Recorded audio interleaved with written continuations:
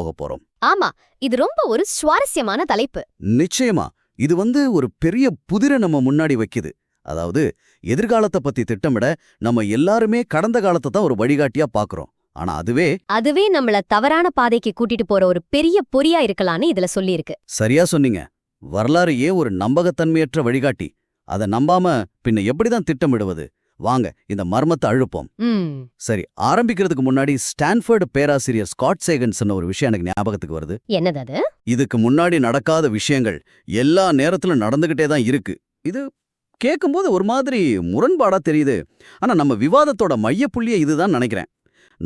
வரலாற்றை ஒரு வரைபடமா பார்க்கக்கூடாது. அதுல என்ன சிக்கல்? சிக்கல் என்னன்னா, நம்ம வரலாற்று ஆசிரியர்களை தீர்க்கதரிசிகளா பார்க்க முயற்சி பண்றோம். ஆனா வரலாறு அப்படி வேலை செய்யாது. தீர்க்கதரிசிகளா? ஆமா. அதாவது முதலீடுங்கிறது இயற்பியல் மாதிரியோ இல்ல மருத்துவ மாதிரியோ ஒரு கடினமான அறிவியல் கிடையாது. அந்த துறைகள்ல கடந்த கால விதிகள் எதிர்காலத்துக்கும் பொருந்தும். ஓஹோ. 1000 வருஷத்துக்கு முன்னாடி ஒரு எலக்ட்ரான் எப்படி நடந்து கொடுச்சோ அப்படிதான் இன்னைக்கும் நடந்து கொடும். ஆனா முதலீடு அப்படி இல்ல. அது முழுக்க முழுக்க மனித உணர்ச்சிகளோட சம்பந்தப்பட்டது. ஆமா, பேராசை, பயம், நம்பிக்கை, இந்த மாதிரி விஷயங்கள். சரியா சொன்னீங்க.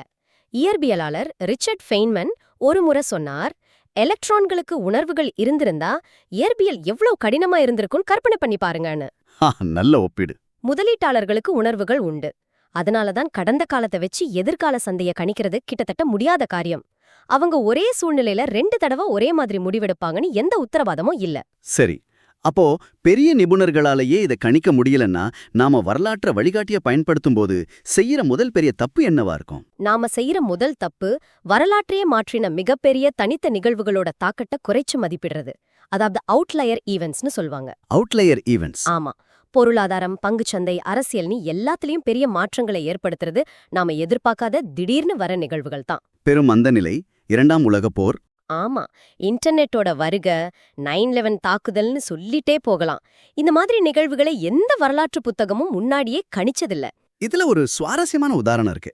கடந்த 200 வருஷத்துல சுமார் 15 பில்லியன் மக்கள் பிறந்திருந்தாலும் Adolf Hitler, Joseph Stalin, Thomas Edison, Bill Gates மாதிரி ஒரு சிலர், ஒரு கையளவு ஆட்கள் மட்டும் இல்லாம இருந்திருந்தா இன்னைக்கு உலகம் எப்படி இருந்திருக்கும்? ஆமா, அது யோசிச்சு பார்க்க சொல்லிருக்கு. அது ஒரு ஆழமான கேள்வி.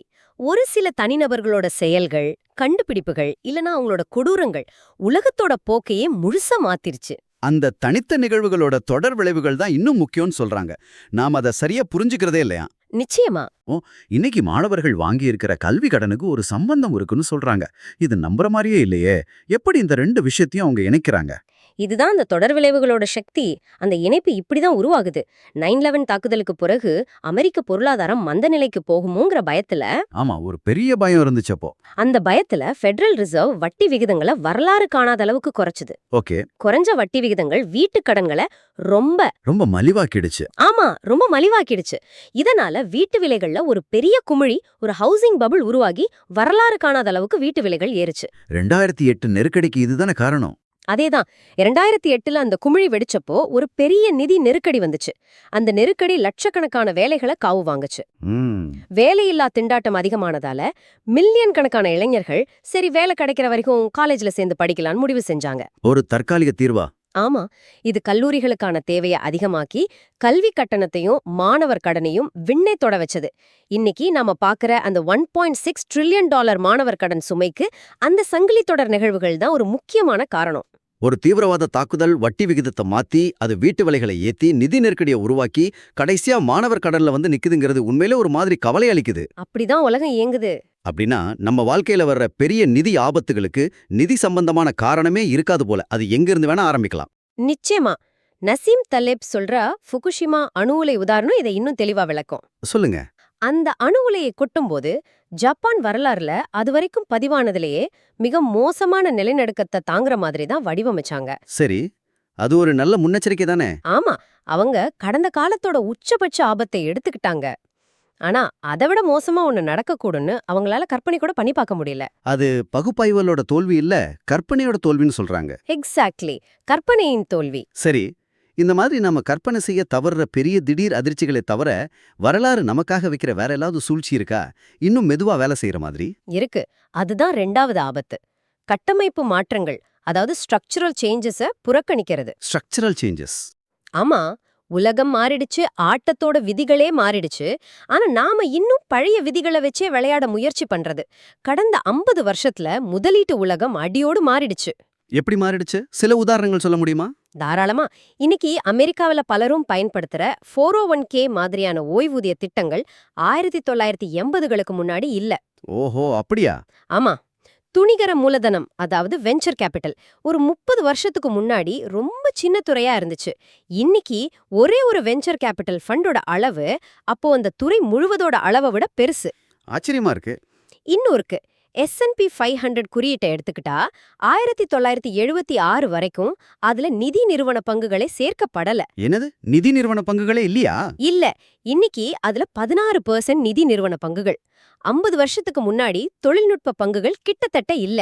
இன்னைக்கு குறியீட்டுல 25% மேல டெக் பங்குகள் தான். அப்போ 1970ல இருந்த ஒரு முதலீட்டாளர் பயன்படுத்தின அதே டேட்டாவையும் அதே உத்திகளையும் வச்சு இன்னைக்கு முதலீடு செஞ்சா அது நிச்சயம் வேலைக்காகாது.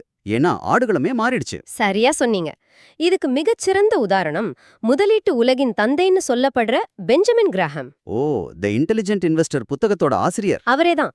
அவரோட புத்தகத்தை நிறைய பேர் ஒரு பைபிள் மாதிரி பாப்பாங்க. ஆனா அதுல அவர் சொன்ன பல சூத்திரங்கள் இன்னைக்கு வேலை செய்யாது. ஒரு நிமிஷம், பெஞ்சமின் கிரஹாம் வேல்யூ இன்வெஸ்டிங்கின் தந்தை, அவரோட சொந்த முறைகளே காலாவதி ஆகிடுச்சுன்னு சொன்னாரா?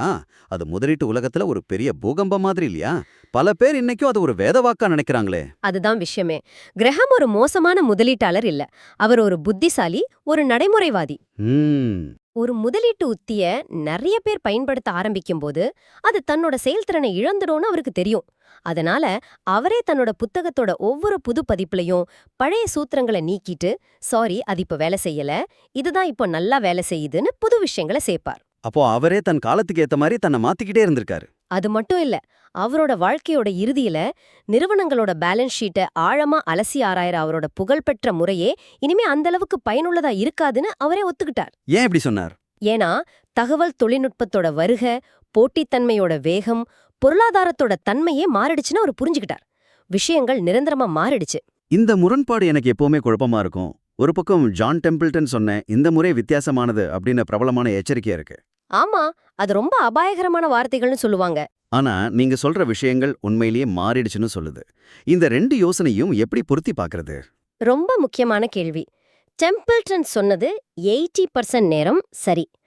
மனிதர்களோட பயம், பேராசைங்கிற அடிப்படை உணர்வுகள் மாறாது. அது உண்மைதான்.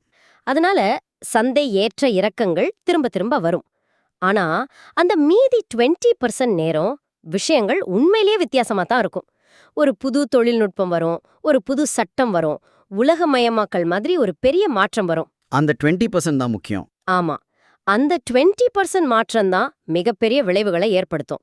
அதனால வரலாற்றிலிருந்து நாம கத்துக்க வேண்டியது மனிதர்களோட பொதுவான குணாதிசயங்களை பத்தி தானே தவிர குறிப்பிட்ட சந்தை போக்குகளையோ முதலீட்டு சூத்திரங்களையோ பத்தி இல்ல. ஏன்னா அவை நிச்சயம் மாறும். சரி, எதிர்காலம் கணிக்க முடியாதது. கடந்த காலத்து போல இருக்காது. ஆட்டத்தோட விதிகளும் மாறிட்டே இருக்குன்னா நம்ம எப்படித்தான் திட்டமிடுவது? கைய கட்டிக்கிட்டு சும்மா இருக்க முடியுமா? இங்கதான் ரொம்ப முக்கியமான ஒரு கருத்து வருது.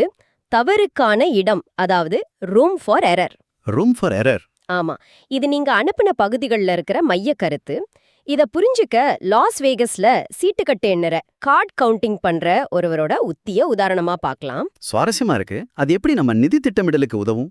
ஒரு கார்டு கவுண்டருக்கு அடுத்து என்ன சீட்டு வரும்னு 100% உறுதியா தெரியாது. ஆனா தனக்கு சாதகமா சீட்டுகள் வரதுக்கான நிகழ்தகவு ஆட்ஸ் அதிகமா இருக்கா குறைவா இருக்கான அவரால கணிக்க முடியும். ஓகே. நிகழ்தகவு ரொம்ப சாதகமா இருக்கும்போது கூட அவர் தன்னோட பணம் முழுவதையும் ஒரே ஒரு ஆட்டத்துல பந்தயம் கட்ட மாட்டார். ஏன் கட்ட மாட்டார்? ஜெயிக்க வாய்ப்பு அதிகம்ல.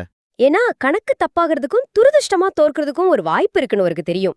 அந்த எதிர்பாராத தோல்வியை தாங்கிக்கிட்டு அடுத்த ஆட்டத்துல விளையாடுறதுக்கு அவர்கிட்ட பணம் இருக்கணும். அந்த பாதுகாப்பு இடைவெளிதான் தவறுக்கான இடம். இது பெஞ்சமின் கிரஹாம் சொன்ன பாதுகாப்பு விளிம்பு, மார்ஜின் ஆஃப் சேஃப்டி மாதிரி இருக்கே. முற்றிலும் ரெண்டும் ஒண்ணுதான். ஆனா பெரும்பாலானவங்க இத ஒரு பங்கோட விலைக்கும் அதோட உண்மையான மதிப்புக்கும் இல்ல வித்தியாசம்னு நினைப்பாங்க. ஆனா இங்க அதை வேற மாதிரி பயன்படுத்துறாங்க. ஆமா, கிரஹாம் சொன்ன ஒரு சக்தி வாய்ந்த வாக்கியம் இது. பாதுகாப்பு விளிம்பின் நோக்கம் எதிர்காலத்தை கணிக்கும் தேவையை இல்லாமல் ஆக்குவதுதான். வாவ், அத மறுபடியும் சொல்லுங்க. பாதுகாப்பு விளிம்பின் நோக்கம் எதிர்காலத்தை கணிக்கும் தேவையை இல்லாமல் ஆக்குவதுதான். இதோட ஆழத்தை பாருங்க. நீங்க எதிர்காலத்தை சரியா கணிக்கணும்னு அவசியம் இல்ல. உங்க கணிப்பு தப்பா போனாலும் நீங்க தப்பிச்சு பிழைக்கணும். அதுதான் முக்கியம். ஆமா, வாழ்க்கைங்கிறது சாத்தியக்கூறுகளால அல்லது நிச்சயங்களால அல்ல. அந்த சாத்தியக்கூறுகள்ல மோசமானது நடந்தாலும் நீங்க அடுத்த நாள் ஆட்டத்துல இருக்கணும். ஆனா நம்ம பொதுவா இப்படி யோசிக்கிறதே இல்லையே. இதுக்கு ஹார்வர்ட் உளவியலாளர் மேக்ஸ் பேசர்மன் செஞ்ச ஒரு ஆய்வை நீங்க அனுப்புனதுல குறிப்பிட்டிருக்காங்க. ஆமா, அந்த ஆய்வு ரொம்ப சுவாரஸ்யமானது. மத்தவங்க வீடு கட்டுற திட்டத்தை பத்தி கேட்டா அது பட்ஜெட்டை விட 25% முதல் 50% வரை அதிகமாகும். நேரமும் அதிகமாகும்னு நம்ம சரியா கணிப்போம். ஆனா நம்மளோட சொந்த வீடு கனவு திட்டத்தை பத்தி கேட்டா அது சரியான பட்ஜெட்ல சரியான நேரத்துல முடியும்னு முழுமையா நம்புவோம். ஆமா, இது எனக்கே நடந்திருக்கு. இது ரொம்ப பொதுவான மனநிலை. இதுக்கு 2 முக்கிய காரணங்கள் இருக்கு. ஒன்னு, எதிர்காலம் நிச்சயமற்றது. நம்ம கட்டுப்பாட்டுல இல்லைங்கிறத ஒத்துக்கிறது நமக்கு ஒரு விதமான அசௌகரியத்தை கொடுக்குது. அதனால எல்லாம் சரியா நடக்கும்னு ஒரு நம்பிக்கையை உருவாக்கிக்கிறோம். சரி, 2வது காரணம். நம்ம சேமிப்புல ஒரு பகுதியை பாதுகாப்பா வச்சுக்கிட்டா பங்கு சந்தை ஏறுச்சுன்னா அந்த லாபத்தை இழந்துடுவோமோன்னு நினைக்கிறோம். இந்த 2 உணர்ச்சிகளும் சேர்ந்து தவறுகளுக்கே இடமில்லாத ரொம்ப இறுக்கமான திட்டங்களை உருவாக்க நம்மள தூண்டுது. அதுதான் ஆபத்து. அப்போ ஒரு நல்ல திட்டம்ங்கிறது அது எவ்வளவு துல்லியமா இருக்குங்கிறதுல இல்ல, மாறா அது தவறா போகும்போது எவ்வளவு தாக்கு பிடிக்குங்கிறதுல தான் இருக்கு. மிகச்சரியா சொன்னீங்க. ஒரு புயலை தாங்குற மாதிரி ஒரு பாலத்தை கட்டும்போது இதுவரைக்கும் வந்ததிலே பெரிய புயலை மட்டும் கணக்குல எடுத்துக்க மாட்டாங்க. அதை விட 50% பெரிய புயல் வந்தாலும் தாங்குற மாதிரி தான் கட்டுவாங்க. அதுதான் பாதுகாப்பு விளிம்பு. அதே மாதிரி தான் நம்ம நிதி வாழ்க்கையும். நிச்சயமா. நீங்க எதிர்பார்க்கறத விட குறைவா வருமானம் வந்தாலும், நீங்க எதிர்பார்க்காத ஒரு பெரிய செலவு வந்தாலும் உங்க நிதி திட்டம் உடையக்கூடாது. சுருக்கமா சொல்லணும்னா, கணிக்க முடியாத தனித்த நிகழ்வுகளும் நாம வாழ்ற உலகத்திலேயே ஏற்படுற கட்டமைப்பு மாற்றங்களும் சேர்ந்து எதிர்காலம் கடந்த காலத்தோட நகலா இருக்காதுன்னு உறுதியா சொல்லுது. ஆமா, அதனால சிறந்த கணிப்புகளை செய்ய முயற்சி பண்றதை விட ஒரு புத்திசாலித்தனமான உத்தி ஒன்னு இருக்கு. அது என்ன? அது உங்க திட்டங்கள் நீங்க போட்டபடி நடக்காதுங்கிறத எதிர்பார்த்து திட்டமிடுவதுதான். எதிர்பார்த்து திட்டமிடுவதா? ஆமா, உங்க சேமிப்புல, உங்க முதலீடுகள்ல, உங்க வேலைக்கான காலக்கெடுவுல எல்லாத்துலயும் தவறுகளுக்கும் ஆச்சரியங்களுக்கும் எதிர்பாராத நிகழ்வுகளுக்கும் ஒரு இடத்தை ஒதுக்குங்க. அந்த இடைவெளி தான் உண்மையான பாதுகாப்பு விளிம்பு. அதுதான் நம்மள காப்பாத்தும். அதுதான் உங்களை கணிக்க முடியாத இந்த உலகத்துல காப்பாற்றும். அது உங்க மன அமைதியும் பாதுகாக்கும். இந்த விவாதத்தை முடிக்கிறதுக்கு முன்னாடி உங்களுக்காக ஒரு சிந்தனை. நாம இதுவரைக்கும் பேசின இந்த பாதுகாப்பு விளிம்புங்கிறது பெரும்பாலும் எதிர்பாராத எதிர்மறை நிகழ்வுகளிலிருந்து நம்மளை காத்துக்கிறத பத்தி தான் பேசுது. அதாவது மோசமான ஆச்சரியங்கள்ல இருந்து நம்மளை காப்பாத்துது. ஆமா.